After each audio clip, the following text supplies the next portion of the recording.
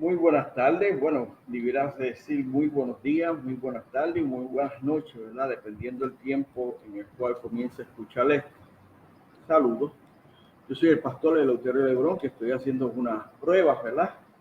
Para comenzar a lanzar el ministerio a través de Facebook, que le llaman. Gloria a Dios. Ya hice una porción de una introducción a Primera de Juan, la primera porción, sí, ya la hice hace unos cuantos días y lo que se quedó es lo que va hoy. Pero vamos a hacer un refresh primeramente, ¿verdad? Para poder encajar en la segunda parte, que fue la que se me quedó, o sea, el número 4 y el 5. Gloria a Dios. Vamos a orar, vamos a darle gracias a Dios que sea el Señor el que esté en medio de este ministerio y nos ayude, nos oriente, nos guíe y también le dé ¿verdad? Un buen mensaje a cada uno de ustedes que se sintoniza a través de estos sistemas, de conocer verdaderamente al Señor Jesucristo como su Salvador, de ser edificado en Él, en Cristo Jesús, pues en Él es que es, ¿verdad? Gloria a Dios. Pablo lo puso de una manera bien clara, que todo lo podía en Cristo que le fortalece. Sin Él nada era. Y toda la vida que vivía ahora, la vivía por la fe en el Hijo de Dios, el cual le amó y se entregó a sí mismo por Él. Así que para Pablo, el apóstol Pablo, Cristo era su todo. Y eso es lo que pretendemos, ¿verdad? Poder ser efectivo en comunicarles este mensaje para cada uno de ustedes que se sintonizan. Okay, vamos a orar, vamos a pedirle a ese que es el que nos fortalece. Padre eterno que estás en los cielos, gracias, Señor, santificado sea su nombre, como dice la oración modelo. Sí, Padre, santificado sea su nombre, tenga su voluntad, especialmente en esta situación ahora que estamos aquí a exponer su palabra. Guíenos, enséñenos. Estamos en necesidad de usted, Padre Santo, por medio de su Hijo amado. Le damos gracias, le glorificamos, le pedimos perdón y le pedimos, Señor, que sea usted el que nos use para su honra y gloria, para que su nombre sea conocido claramente, entendido entre las naciones. Gracias, Padre. Gloria a su nombre. También ayude dando entendimiento a todos los que nos escuchan, Señor, dándole esa capacidad de poder escuchar. Gloria a Dios, me sonrío, Padre, porque de verdad, si fuera por mí, no, a mí no me escuchan. Gloria a Dios, pero su palabra es gloriosa.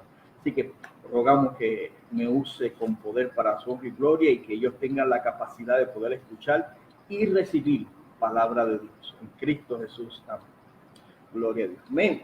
Estábamos en la introducción y estos son videos de prueba, a ver cómo vamos mejorando. Yo creo que sí vamos mejorando poco.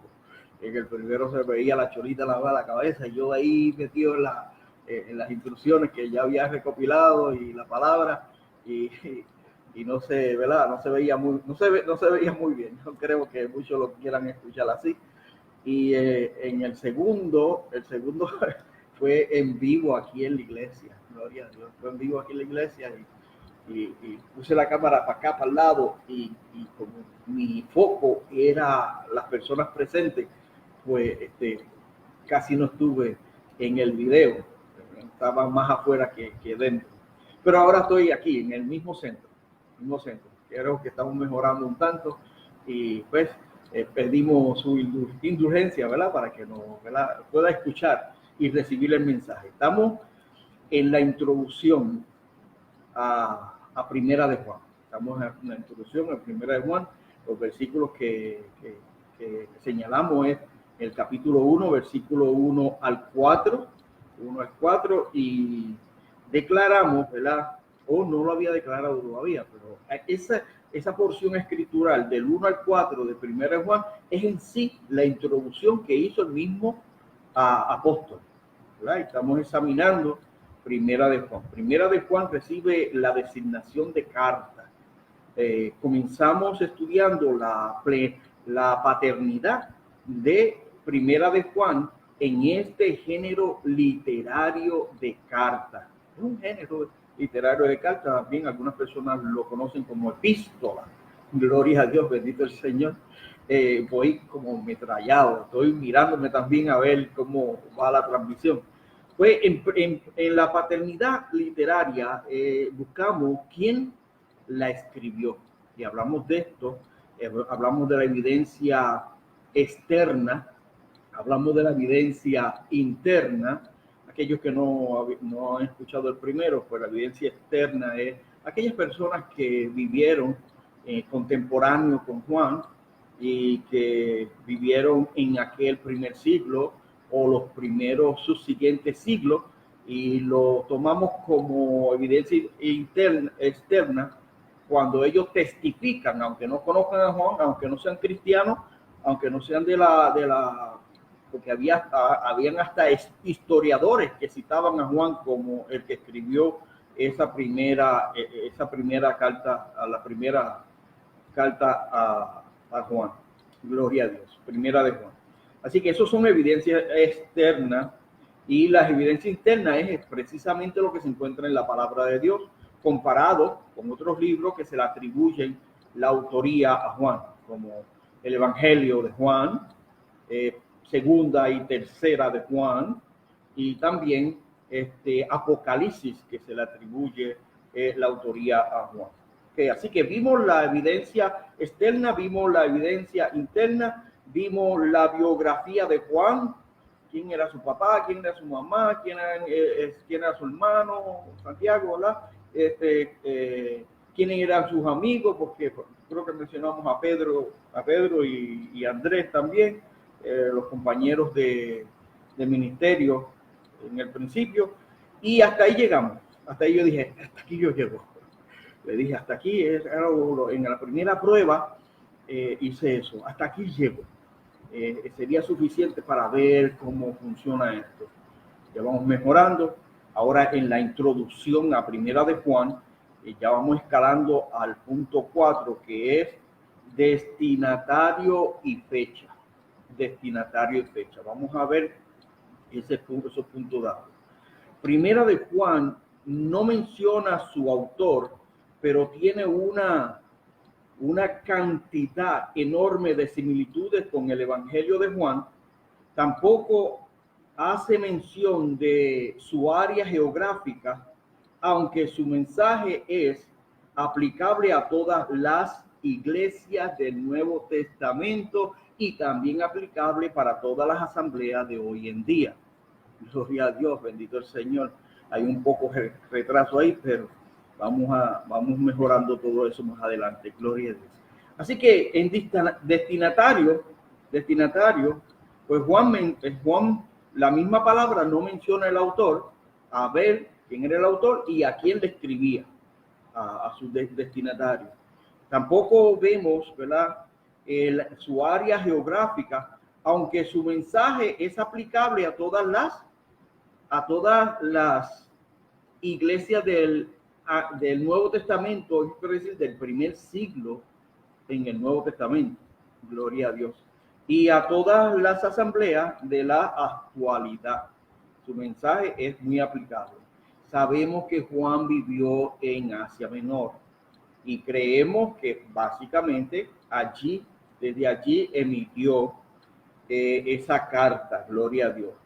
Y que Juan también, por la historia sabemos que Juan era el anciano de las iglesias de Asia Menor. Esto es, las iglesias que usted ve mencionadas en Apocalipsis, Tiatira, Sardis, Laodicea, todas esas iglesias, pues el pastor allí en el primer siglo, era Juan.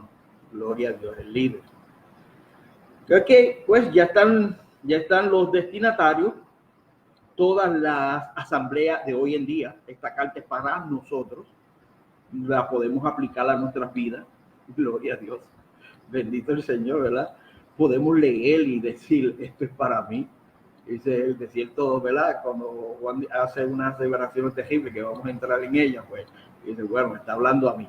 Sí, es para nosotros hoy en día que hemos creído en Cristo, hemos sido salvos por la gracia del Señor Jesucristo, y lo que dice allí es mejor que te ponga el sayo, ¿verdad? Gloria al Señor, bendito el Señor. Sí, y la fecha de la composición. La fecha de la composición original debe haber sido la última década del primer siglo. Quiere decir, la última década del primer siglo, si estamos a la última década, viene siendo para los años 90. Por ahí es que se fecha esta 90, 91, 92, 93, 96, por ahí. Gloria a Dios, bendito el Señor. Fue para la última década del primer siglo. Ireneo afirmó que Juan todavía vivía en tiempo de Trajano. Busqué eso, eso está en la historia, gloria a Dios, cuyo reinado comenzó en el año 98 después de Jesucristo. Se supone que Juan ya era anciano cuando Trajano comenzó su reinado y probablemente murió poco tiempo después. No puedo poner años porque poco tiempo después, a lo mejor sí, fue un par de años más después, posiblemente Juan murió. Gloria al Señor, unos cuantos, no muchos. Así que ya vimos que destinatario y fecha. Si no lo captó, destinatario, pues todas las iglesias del primer siglo, todos los del Nuevo Testamento, y todavía en el día de hoy, esta carta está dirigida a cada uno de las asambleas, de las iglesias que ostentan y bendicen y glorifican y que son genuinamente hijos de Dios, ¿verdad? Al Señor. Bendito el Señor. Como punto último, lo que debemos ver en lo que es la introducción a Primera de Juan, como punto último, lo que debemos ver glorioso, ¿verdad? Es la ocasión y propósito. Ocasión y propósito. La ocasión, el enfrentamiento. Sí, el enfrentamiento entre el cristianismo y las otras religiones, que tuvo dos efectos muy importantes. ¿Por qué Juan escribió esto? Porque necesitaba confrontar el sistema religioso. Necesitaba confrontar unas situaciones adversas, negativas que había. No todas negativas, pero había unas situaciones bien fuertes en la misma congregación donde él militaba, en medio de la asamblea. Allí estaba ese problema. Así que el enfrentamiento entre el cristianismo y las otras religiones, que tuvo dos efectos muy importantes. ¿Cuáles fueron esos efectos? El primer efecto fue la purificación y el fortalecimiento del cristianismo. Había que purificarlo así de temprano, tan temprano en la era cristiana. Ya tenían que haber purificación del cristianismo, ¿sí? Imagínate el día de hoy, si tiene que haber purificación y el fortalecimiento del mensaje cristiano. Juan tenía que fortalecer, aparte de purificar, tenía que fortalecer el mensaje. Y si se dan cuenta, gloria a Dios, no pone ni su nombre. Eso es lo que estamos luchando ahora mismo. Estamos luchando para ver si fue Juan, porque hoy en día saben ya que hoy en día hay muchos que dicen, eruditos de este nuevo siglo, dicen que Juan no fue que escribió Primera de Juan, que el apóstol Juan no pudo haber escrito Primera de Juan. Y la gente de aquel entonces que vivían con él, que vivieron con él, sí, fue mi apóstol que escribió eso. Se acuerda, ¿verdad? Policarpo, Ireneo, bendito el Señor, daban testimonio de que Juan sí lo hizo. Y en base a esa evidencia externa, nosotros estamos confiados que sí fue Juan que le escribió. En base a la evidencia interna que encontramos en las comparaciones bíblicas, nosotros decimos, sí, fue Juan. Gloria a Dios. En base a esa biografía de Juan, sí, aquí está el autor de Primera de Juan, gloria a Dios. Sí, base al destinatario y fecha, ya sí, fue Juan. Estaba en Asia. En Asia se encontró la primera porción de Primera de Juan. por allí fue que la encontraron, la primera porción de Primera de Juan. Fue en Asia. Y Juan vivió en Asia. Gloria a Dios, bendito. Ok, la ocasión y propósito. Estamos viendo la ocasión y estamos diciendo que Juan escribió esto porque tenía que confrontar. Había un enfrentamiento entre el cristianismo y las otras religiones que tuvo dos efectos muy importantes. El primer efecto le mencioné que fue el primer efecto fue la purificación y el fortalecimiento del cristianismo. El segundo efecto fue la producción de nuevas religiones sincretistas. ¿Entiende esa palabra?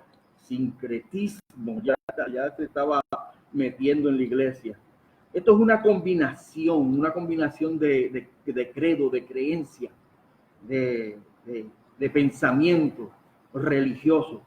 Una combinación cuya enseñanza errónea amenazaban la unidad y la pureza de la iglesia primitiva. Y ahí estaba Juan en medio de eso. Tenía que confrontar todo eso, tenía que purificar y fortalecer el mensaje. No me malentiendan esa palabra purificar, si son medios radicales en términos de interpretación. Purificar, ahí no quiere decir que Juan era el que sanaba o purificaba la iglesia como tal, pero sí tenía que purificar, ¿verdad? En términos de señalar quién era la fuente genuina. ¿Quién es esa peña de oreja que brotaba? Gloria a Dios. Bendito el Señor. Señalar a Cristo, y por eso yo me río gloriosamente, porque Juan no puso ni su nombre. Él habló de Jesús. Él habló del Verbo. Él habló, gloria. Es que lo vamos a hablar más adelante. No lo quiero soltar ahora mismo. Bendito el Señor por siempre. Ok, aquí estamos. Pero terminamos ahí, ¿verdad? En la segunda parte que dice, en el segundo efecto, la producción de nuevas religiones sincretistas cuya enseñanza errónea amenazaban la unidad y la pureza de la iglesia primitiva. ¿Amenazaban qué? La unidad y la pureza de la iglesia primitiva. Pero no solo esto, es netamente positiva la ocasión. Hablando de la ocasión, es netamente positiva. ¿Por qué digo netamente positiva? Fíjense en esto. Primera de Juan, capítulo 1, versículo 3 dice: lo que hemos visto y oído, eso os anunciamos. Eso es positivo. Él no habla de él. Él no está dando testimonio de sí mismo como tal. Él está diciendo: lo que hemos visto y oído, eso os anunciamos. ¿A quién habían visto y oído? A Jesús, al Señor. Le hablaban del Señor, de lo que habían visto y oído del Señor, para que también vosotros tengáis comunión con nosotros, y nuestra comunión verdaderamente es con el Padre y con su Hijo Jesucristo. Gloria a Dios, bendito el Señor.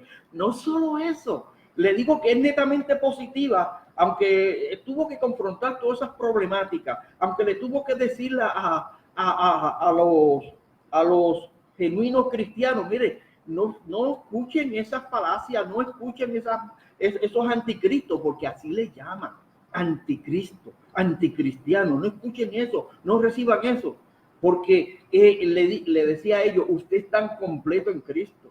Yo les digo esto para que estén completos, se sientan completos, se sientan satisfechos en Cristo Jesús. Y miren lo que le dice en Primera de Juan, capítulo 5, versículo 13. Estas cosas os he escrito a vosotros que creéis en el nombre del Hijo de Dios, para que creáis que tenéis. ¿Cómo es eso? Para que crean, para que estén seguros, o para que sepan, más bien, para que sepan que tienen vida eterna y para que creáis o para que crean en el nombre del Hijo de Dios. Esto es positivo. Esto es netamente positivo. Les he escrito, dice Juan, les he escrito a ustedes que creen en el nombre del Hijo de Dios. Les he hablado a ustedes, me he dirigido a ustedes que creen en el nombre del Hijo de Dios, para que sepan que tienen vida eterna. Para que lo sepan. Y sabiendo que tienen vida eterna, así se afinquen más en creer en el nombre del Hijo de Dios. Se afinquen más en Él, porque al creer en el nombre del Hijo de Dios, Dios le ha dado el perdón, Dios le ha dado la vida eterna. Y yo le escribo esto para que ustedes sepan que ustedes la tienen. Ustedes tienen vida eterna. Aleluya, gloria a Dios. Eso es algo glorioso. Vamos a avanzar porque yo creía que ya estaba terminando, pero me faltaba. Así que vamos todavía en la ocasión. Esto fue con respecto a la ocasión. Ahora vamos al propósito. El propósito, porque en el último renglón tenemos ocasión y propósito. Ahora estamos en el propósito. Propósito. En primer lugar, refutar los argumentos de la oposición que habían surgido en las asambleas de Asia Menor, contra la autoridad y la enseñanza del autor. Ok, en este caso, Juan, el apóstol Juan, contra el apóstol Juan. ¿Qué quiere decir? Que en la misma asamblea, en la misma congregación donde Juan estaba predicando, por allí a lo mejor se levantó un abogado y dice, no, este Juan lo que era un pescador, no sabe nada, no, nosotros sí sabemos, y el conocimiento verdadero, el gnosis, ¿verdad? El conocimiento verdadero, allí se están levantando los gnósticos, pero de eso entramos más tarde, Gloria, y es que me estoy emocionando un tanto, ¿verdad? Pero más que polémica pastorales, esta epístola deja entender de qué tipo de oposición se trata. Lo que él estaba diciendo, los gnósticos, habían científicos, habían abogados, ¿verdad? Porque en la ciencia, según el conocimiento humano, pues ellos creían que podían alcanzar a Dios de otra forma y no netamente o no directamente por medio de Cristo Jesús. Podían creer en Cristo Jesús, pero no, ellos tenían un conocimiento más elevado y se ponían pico a pico contra Juan, vamos a decir, a arrebatar las enseñanzas de Juan y decir que ellos tenían una enseñanza mucho más elevada. Pero las polémicas pastorales, ¿verdad? No, pero más que las polémicas pastorales, estas epístolas dejan entender de qué tipo de oposición se trata. Ese era el primer lugar en el propósito. En segundo lugar, en el propósito de escribir la epístola, en primera de Juan se previene contra quienes pretendían eximirse de los requisitos impuestos por la ética cristiana. Esto es en español, ¿sabes? Estoy leyendo en español.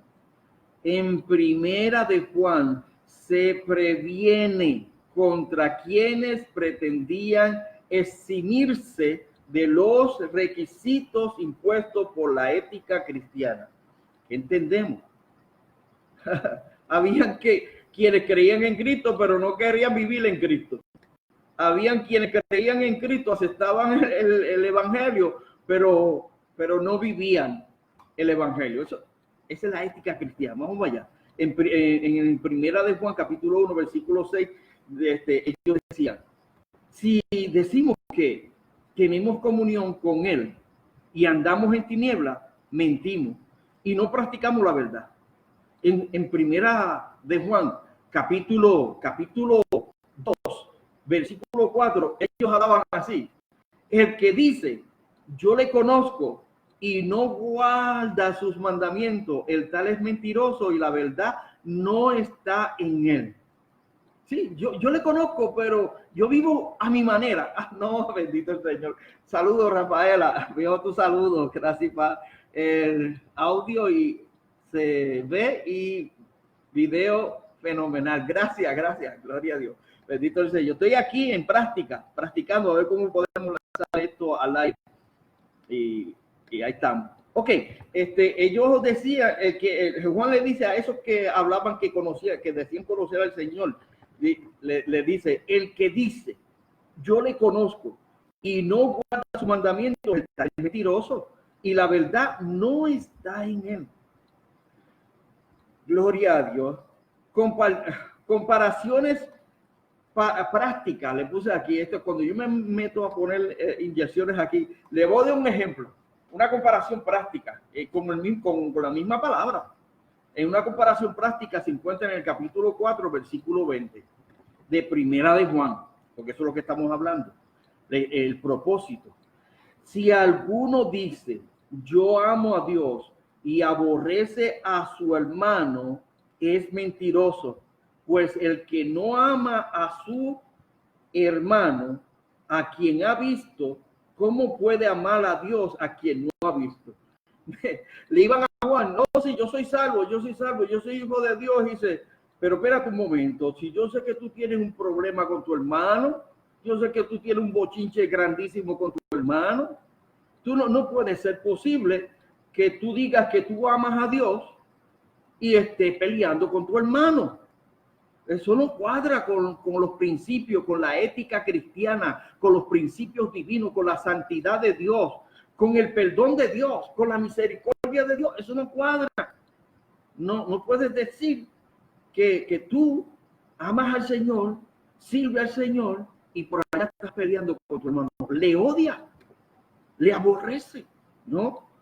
¿Cómo puede amar a Dios?